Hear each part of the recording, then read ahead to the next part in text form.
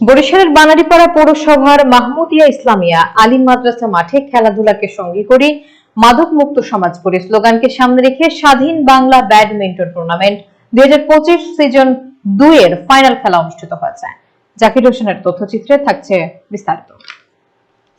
গত জানুয়ারি 24 তারিখে 24টি দলের অংশগ্রহণে টুর্নামেন্টের উদ্বোধনী খেলা অনুষ্ঠিত হয়েছে।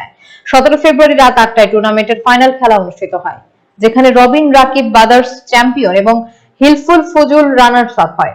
ফাইনাল ও পুরস্কার বিতরণী অনুষ্ঠানে উপস্থিত ছিলেন ডাক্তার মোহাম্মদ রোমান, অ্যাডভোকেট মোহাম্মদ তারিকুল ইসলাম, মোহাম্মদ সালেক মল্লিক, মোহাম্মদ জাকির হোসেন, মোহাম্মদ আব্দুল গাফফার, মোহাম্মদ আবু জাফর সহ আরো অনেকে।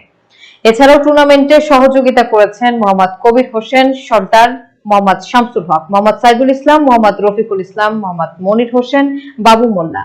রেফারি হিসেবে ছিলেন কে এম শফিকুল আলম জুয়েল ও মোহাম্মদ সুমন হুসাইন এবং টুর্নামেন্ট পরিচালনা করেন সাংবাদিক মাইদুল ইসলাম শফিক, মোহাম্মদ সালে আরিফ, জিদ মুজিবি, রাতুল সিয়াম, মোহাম্মদ খোকন।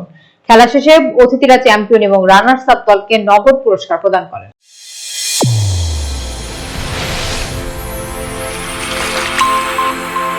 চ্যানেল A1 হৃদয়ের স্পন্দন।